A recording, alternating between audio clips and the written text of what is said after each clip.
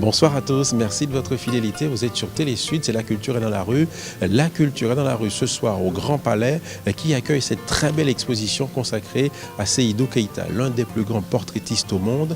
Seydou Keïta, le Malien, celui qui a exercé dans son studio à Bamako entre 1948 et 1962, années pendant lesquelles il a capté des milliers de visages d'habitants de Bamako, mais aussi d'autres Africains venant des pays frontaliers. C'est cette histoire que racontent ces clichés qui montre une certaine Afrique, un certain Mali qui entre dans la modernité. Le photographe porte un regard tendre sur son pays, sur une Afrique en mouvement avant et après les indépendances. Regardez ce reportage grâce aux images signées Valerio Truffaut.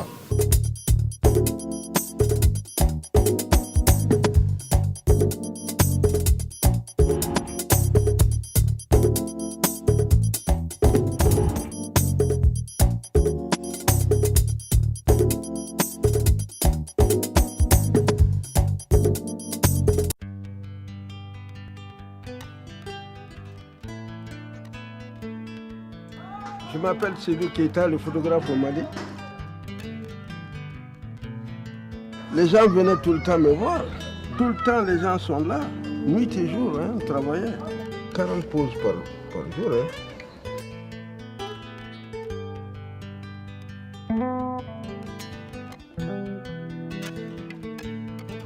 La photo, c'est quelque chose. La photo, c'est quelque chose, une petite phrase simple qui révèle toute la passion d'un photographe d'exception. Seydou Keïta, né à Bamako en 1921. Le jeune Keïta a commencé par être apprenti menuisier auprès de son père et de son oncle qui a eu la bonne idée de lui offrir en 1935 son premier appareil photo. Tout de suite, il se passionne pour cette activité car dès 1939, il gagne sa vie en tant que photographe autodidacte et en 1948, il ouvre son premier studio proche de la gare. C'est là qu'il accueille le tout Bamako, tous ces visages, ces hommes, ces femmes, ces couples qui viennent chez lui pour se mettre en scène et immortaliser un moment de leur existence. À la lumière naturelle, le plus souvent, Seydou Keïta, appliqué, concentré, installe ses clients modèles, donne des instructions, cherche la pose idéale. Il a eu la bonne idée d'utiliser des fonds de tissu avec des motifs très visuels, des accessoires. Tout cela va faire son succès, sa célébrité. Il exerce jusqu'en 1962. En 1963, il ferme son studio pour devenir photographe officiel du nouvel État malien. Il prend sa retraite en 1977. Sa renommée aurait pu ne jamais dépasser le cercle de ses clients, mais son talent va taper dans l'œil d'un collectionneur lors de l'exposition Africa Explores en 1991 à New York. Il s'agit de l'industriel Jean Pigozzi qui nous raconte la suite. J'ai découvert Keïta, il y avait une exposition à New York, il y a peut-être 25 ans, et il y avait deux petites photos avec écrit deux portraits, écrit photographe anonyme Mali. Et j'ai vu ces deux photos, j'ai dit ça c'est extraordinaire. J'ai acheté le catalogue, j'ai fait une photocopie, j'ai envoyé un fax parce qu'il n'y avait pas d'internet à André Magnin qui a reçu ça à Paris et je lui ai dit André il faut que vous trouviez ce monsieur. Il est parti à Bamako. Et au bout de 4 ou 5 jours, il a trouvé un vieux monsieur. Et on a dit ça, il m'a dit « Ah oui, j'ai fait ces photos-là, qu'est-ce que vous voulez ?» Écoutez, on voudrait voir ce que vous avez comme autre photo. Il a dit « Oh, vous savez, vous voyez, là, il y a une caisse, là, et j'ai 10 000 négatifs dedans. Est-ce que, si vous voulez, vous pouvez les louer ?» Alors André dit « Ça veut dire quoi, louer mes négatifs ?» Le business de portraitiste de Seydou Keïta, on allait le voir, on louait un costume, ou on louait un accessoire comme cette Vespa, où on louait une Simca et on se mettait devant. Donc il touchait de l'argent sur tout. Il touchait de l'argent sur les colliers des dames, les lunettes, tout ça. Lui, il était photographe mais en même temps loueur de costumes. On faisait la photo et après on la renvoyait au village. Donc il pensait qu'André Magnin voulait louer les négatifs pour faire des tirages. Après il lui rendait. André lui a dit non, vous savez, nous on voudrait faire des tirages, on voudrait faire des livres et tout ça. Donc on a mis un peu de temps à le persuader. Finalement on a fait des livres, finalement on a fait des expositions, finalement il est rentré au Metropolitan et tout ça. Et finalement, il est au Grand Palais. Comme une évidence, une exposition qui présente près de 300 clichés. C'est la première grande monographie qui lui est consacrée après l'exposition de 1994 à la Fondation Cartier et qui avait pour commissaire André Magnin, celui-là même qui avait retrouvé Seydou Keïta à Bamako en 1991 à la demande de Jean Pigozzi. André Magnin, tout à l'heure je vous disais que c'est vous qui avez découvert Seydou Keïta. Vous m'avez repris en disant non, ce sont les Maliens qui l'ont découvert. C'est important de dire ça? Oui, parce que en fait, Au début des années 90, il s'avère que François Zuguier préparait les rencontres photographiques de Bamako. Donc je me suis aperçu qu'avant mon arrivée, il y avait déjà des petites croix bleues sur des pochettes cristal dans lesquelles étaient entreposés les négatifs. Donc ensuite, moi j'arrive à la suite d'une exposition qui était présentée à New York, Africa Explores, qui mêlait de l'art populaire, de l'art classique, de l'art contemporain, de la photographie, de l'art traditionnel, etc. etc. C'était pertinent à l'époque. Et dans cette exposition, il y avait 4 ou 5 vintage sur lesquels était inscrit photographe anonyme, Bamako, années 50, Mali. Bien, j'étais avec Jean Pigozzi, qui adore la photo, et qui me dit, regardez ces photos si exceptionnelles. Je dis, j'ai une connaissance suffisante de l'Afrique pour vous dire que si l'auteur anonyme de ces images était encore vivant, j'allais le retrouver. Donc je pars à Bamako, en novembre 91, ou octobre, peu importe, et à l'aide de 4 photocopies, j'arrive chez Seydou Keita. Ça signifie quand même que si en quelques heures j'arrive chez Seydou Keita, c'est parce que le tout Bamako connaît Seydou Keita. Une image de Keita, on la reconnaît immédiatement. Il y a beaucoup de studiosistes à cette époque. Il y a Sakali, il y a Muntaga Debele, il y a Cissé, il y en a plein d'autres. Mais Seydou Keita, on le reconnaît immédiatement. D'ailleurs, quand je monte ces photographies, on m'amène chez le seul photographe alors. Voilà, on m'amène chez le seul photographe qui était encore en activité, mais qui ne faisait plus des photographies de reportage comme auparavant, mais il réparait les appareils photo. Le noir et blanc était tombé. Et je lui montre ces images à Malik, que je ne savais pas que c'était Malik Sidibé. Il me dit, ça c'est pour Keita. Ça signifie, ce sont des photos de Keita. Il habite vers la présidence centrale. Malik Sidibé me conduit chez Seydou Keita, me présente à lui, qui est surpris de me voir arriver avec 4 photocopies, de faire tant de kilomètres, me dit-il, pour ça. Et ça est devenu Seydou Keita, mondialement connu, photographe malien, on vient tous de quelque part, mais c'est avant tout un photographe de dire totalement mondial, qui fait partie d'une histoire mondiale de la photographie, comme un géant du portrait. Ce géant, le commissaire Yves Aupetit-Allo s'en est emparé pour construire une exposition où on voit combien Keita a redonné une certaine dignité aux Africains.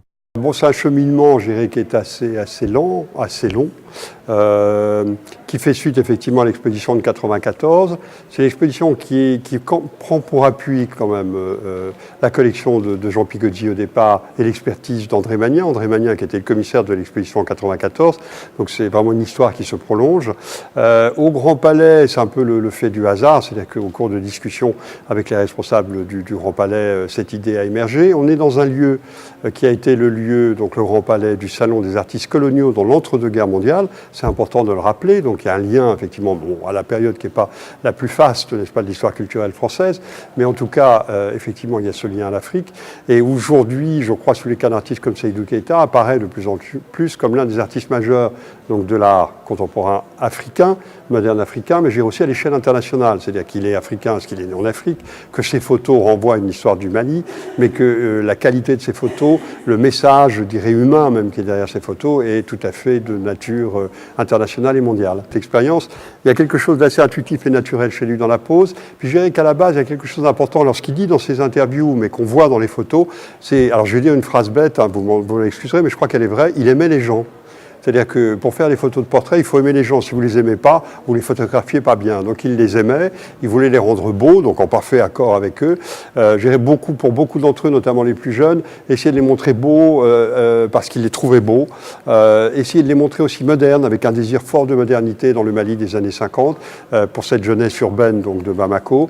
Montrer également une forme de réussite sociale, hein, c'est-à-dire à travers une forme d'occidentalisation, notamment dans les accessoires et les costumes, et les montrer riches aussi, à travers un certain nombre d'autres accessoires. Donc il y avait une attention vraiment extrêmement importante de sa part à la relation qu'il avait avec ses clients, parce que ce sont d'abord des clients et ensuite des modèles, et puis aussi effectivement cette volonté très très forte d'être au plus près de ces personnes et de les montrer au mieux. Seydou Keita, c'est le photographe qui reprend le contrôle de l'image des Africains par rapport à la photographie coloniale.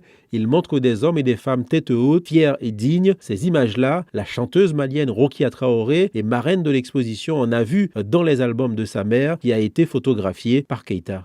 Le plus que je sais de Seydou Keita, c'est tout ce que m'a appris ma maman qui a habité chez lui. par un lien de parenté et qui a souvent posé pour lui. Et, tout à fait. Et les premières photos de Seydou Keita que j'ai vues, c'était dans l'album familial de ma mère. Et puis je lui disais, mais c'est magnifique, tu es super belle. Comme ça, c'est voilà, mon beau-frère, disait-elle, et je pense qu'elle avait un lien de parenté avec sa femme. Elle disait, ça c'est mon beau-frère qui est grand photographe. Et elle m'a toujours dit, il faudra qu'on aille un jour. Il ne fait plus beaucoup de photos, mais il faut que je vous amène le voir. Et puis on ne l'a jamais fait. Voilà.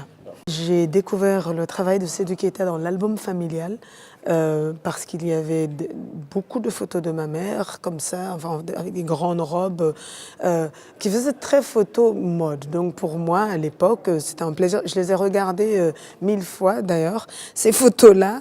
Et elle me disait, quand je lui disais c'est magnifique, comment vous faisiez, et elle m'expliquait que c'était dans le studio de Seydou Keita.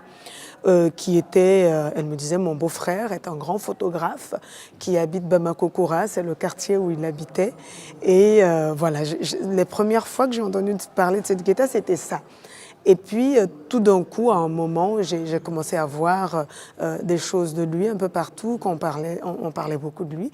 Et je dis à ma maman, mais c'est étonnant de voir tout d'un coup toutes ces photos qui ressemblent à celles qu'on a dans l'album à la maison et qui sont de ton beau-frère, justement, qu'on n'a jamais allé voir. C'est en 45. Parce que vous dites que vous avez commencé la photographie en 45, mais... Comme ça, là. Où vous l'avez appris? À Bamako, ici. Mais chez qui? Comment? Personne, moi-même. Oui. Comme mon oncle m'a donné l'appareil, alors moi, et puis il m'a donné le prix de pellicule. Je l'ai chargé, je l'ai commencé dans la famille d'abord. C'est quelque chose qui m'est venu comme ça. Comme mon oncle m'a donné l'appareil, moi, sincèrement parlé, j'étais content. Mais c'était un appareil sur pied? C'était un appareil qu'on tenait dans la main? Non, non, non, tout ça, je prenais ça à la main. Ah ouais. Puisque c'était une boîte, un appareil en boîte. Oui, d'accord. Donc, en fait, tu as appris absolument tout seul la photographie? Tout seul. C'est tout le génie de Seydou Keita, un génie qui a su réaliser cette photo devenue depuis iconique. André Magnon, on est devant une photo qui est caractéristique du travail de Seydou Keita, l'homme à la fleur. Pourquoi cette photo représente-t-elle aussi bien son travail? Parce que, si vous voulez, Seydou Keita a toujours voulu donner de ses clients, parce qu'en fait, il ne connaissait pas ses clients. Il n'a jamais cherché même à les connaître. La plus belle image. Et il me disait qu'il positionnait ses clients de telle manière à les magnifier. Il me dit par exemple, quelqu'un qui avait un petit défaut, il s'arrangeait pour le gommer, pour le faire disparaître. Et M. Sissoko, par exemple, certains ont cru que c'était un autoportrait, ce qui est totalement faux. L'homme à la fleur, comme on l'appelle, tout simplement parce qu'il a une fleur en papier, est en fait le portrait de M. Sissoko. M. Sissoko fait partie de ces rares personnes que Keita a personnellement connues, et c'était un handicapé. Vous ne voyez pas qu'il est handicapé, mais Seydou Keita m'a dit qu'il l'était.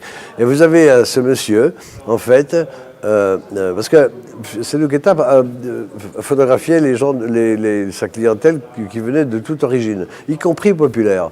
Et Seydou Keita avait compris tous les enjeux de la photographie dès 1948, et cette manière de montrer à ses compatriotes maliens qu'ils étaient en pleine modernité. Et donc, Seydou Keita, qui avait fait déjà fortune grâce à la photographie, mettait à disposition dans son atelier de nombreux objets de la modernité, tels que la radio, la Vespa, la voiture, le stylo à plumes, la pochette, la cravate, la montre, les costumes, les chapeaux.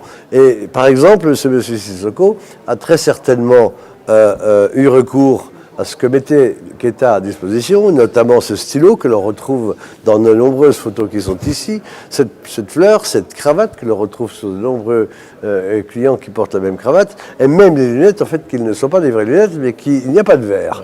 Et donc, il arrivait à donner à ses clients une merveilleuse image qui montrait toute l'élégance de sa clientèle, qui montrait toute la fierté. Vous regardez tous les regards de ses clients dont il a livré le portrait, ils ont tous des regards d'une intensité, d'une profondeur, d'une bonté, d'une réjouissance incroyable.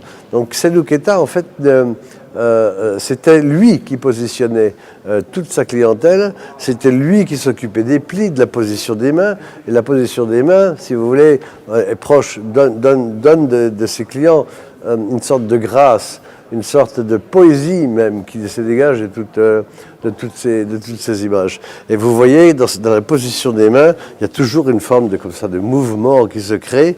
Et là, je pense que c'est entre les fonds aussi qui correspondent au tissu à la mode de l'époque et les costumes ou les boubous se marient toujours bien avec les fonds. Il avait cette intelligence du fond, cette intelligence de la position, cette intelligence du regard. Et je crois que dans cette image, tout y est.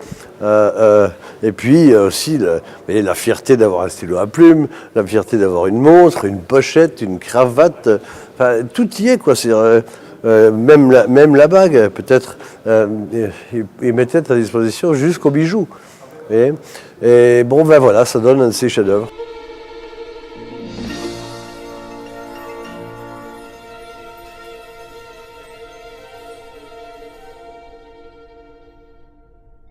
Il a sa place au Grand Palais autant que Helmut Newton, autant que Mapplethorpe, autant que d'autres. C'est un photographe tellement puissant et tellement important qu'il n'y a aucun doute qu'il soit ici.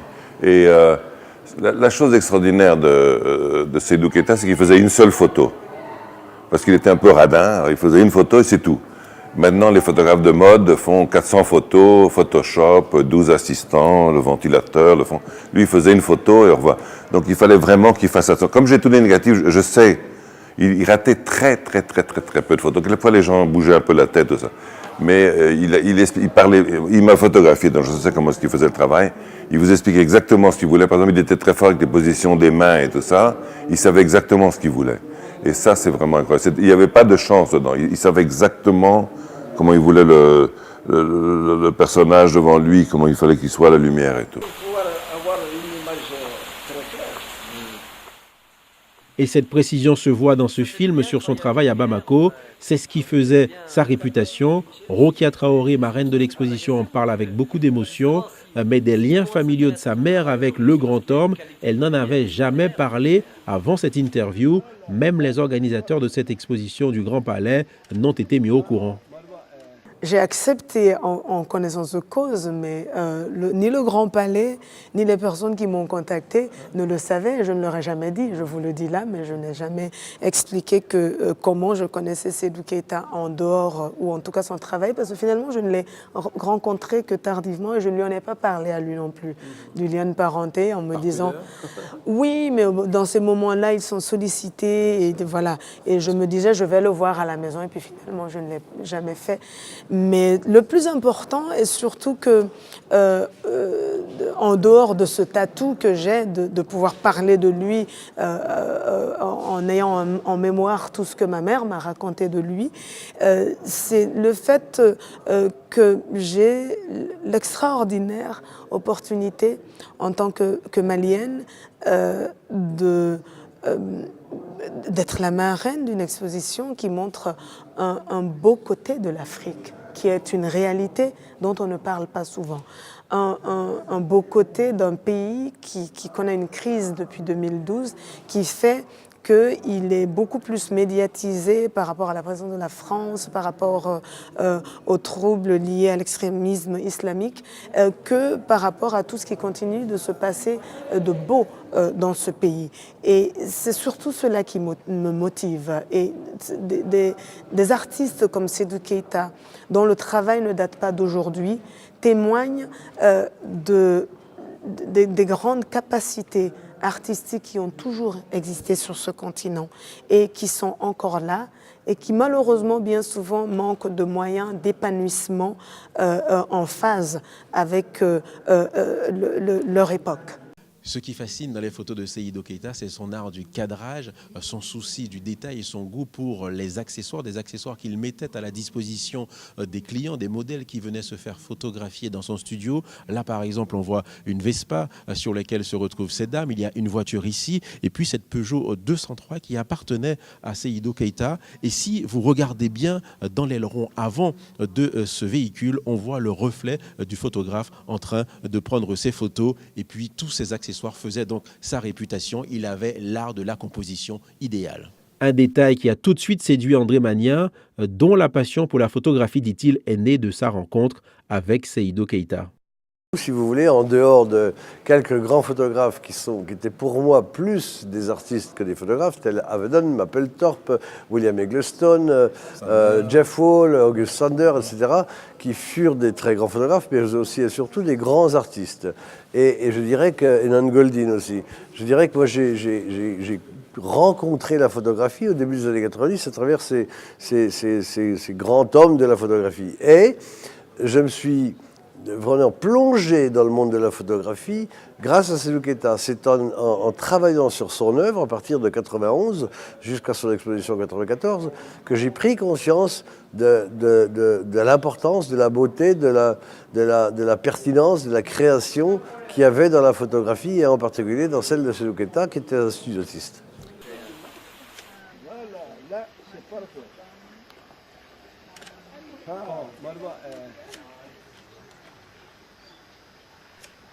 La place de Seydou Keïta dans l'histoire de la photographie et dans l'histoire de l'Afrique est centrale car il a su accompagner l'entrée du Mali dans la modernité en répondant aux souhaits de la jeunesse bamakoise qui venait chez lui. Ces photos cassent les clichés entretenus sur l'Afrique. On voit des gens heureux, au visage lumineux, des familles dignes, tête haute, des couples qui manifestent leur amour, des femmes qui mettent en avant leur féminité, leur beauté, leur sensualité, leur coquetterie. Tout de suite, il a vu et compris la valeur de ces clichés et la qualité de son travail, car il a minutieusement conservé ses négatifs. C'est ce qui a permis de le révéler au monde. Mais on va dire que la grande photographie de l'Afrique eh bien, est mise en valeur à partir d'après-guerre. C'est-à-dire quand Seydou Keïta ouvre son studio en 1948, bien sûr qu'il y avait des photographes africains avant, dont on ne conserve quasiment rien, on ne retrouve à peu près rien. Je dirais que Keïta est peut-être un de ceux qui avait conservé tous ces négatifs, qui a conscience de l'importance de son fond et de son travail, et que tout était là sur place, et ça nous a permis de montrer l'immensité de la photographie et la diversité de la photographie africaine. Et on est tombé sur Keïta, qui est sans doute le photographe, un des 3 très grands photographes de toute l'Afrique. Espérons en découvrir d'autres, mais on n'y est pas encore arrivé. Voilà Seydou Keïta à New York découvrant la Statue de la Liberté. À partir de 1996, ses œuvres font le tour du monde. Il est vendu à Londres, en Italie. À Paris, la galerie Agnès B commercialise ses photos. Il voyage aussi. Des expositions lui sont consacrées un peu partout dans le monde. Il savoure ces instants uniques, il est ému et heureux. On le voit là avec Jean Pigozzi qui lui raconte comment il l'a découvert. Il n'en perd pas une miette et prend conscience de plus en plus de ce qui lui arrive. À New York, la communauté malienne installée aux États-Unis vient à sa rencontre, fait la queue quand il signe les livres qui sont consacrés à son travail. La chanteuse Rokia Traoré a fait le déplacement pour le rencontrer à l'époque. C'est lors de ce voyage que Seydou Keïta photographie par exemple Jean Pigozzi, devenu le dépositaire de ses négatifs. Seydou Keïta est heureux de cette reconnaissance internationale, arrivé tardivement certes, mais le plus important, c'est qu'il est devenu un ambassadeur de l'Afrique de demain.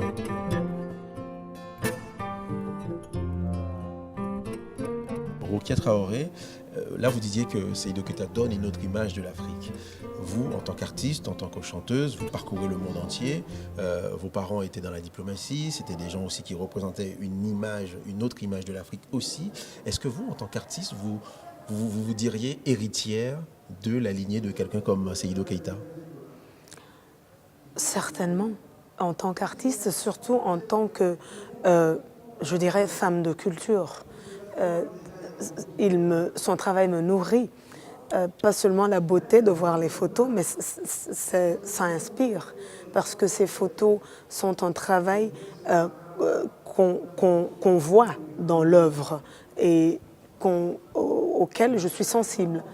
Et en tant aussi qu'africaine, il me donne de l'espoir, il me donne du courage, il est un exemple que j'ai envie de suivre. Et ça n'est que du tout positif pour moi, des artistes comme Seydou Keïta. Et c'est d'aussi imaginer que ce qu'il l'a fait par passion, sans avoir aucune idée qu'il y aura une reconnaissance un jour. Et ça, c'est aussi très important parce que ça permet de replacer à sa place ce que l'artistique devrait être, de remettre les choses en place. On doit être motivé par une passion, pas par quelque chose à gagner. Après, il y a des artistes qui connaissent un succès plus tôt, d'autres plus tard. Il est vrai que Seydou Keita fait partie de ceux qui ont connu un succès très tardif, mais c'est... Qui dure dans le temps. Voilà, qui dure et qui restera.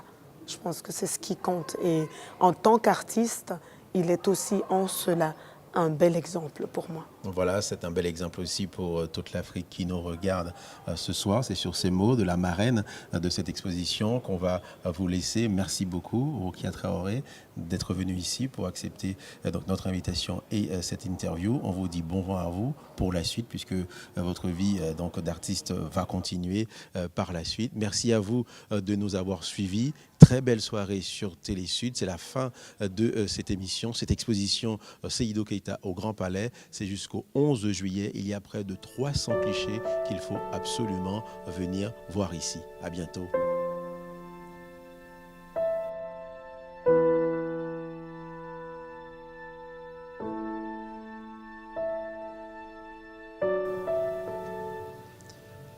Quand vous viendrez voir cette exposition, vous aurez toute la littérature consacrée à Seydou Keita dans cette boutique qui est juste à côté, mais vous pourrez également dans ce photomaton vous faire photographier façon Seydou Keita. Vous aurez l'impression d'avoir été photographié par le maître.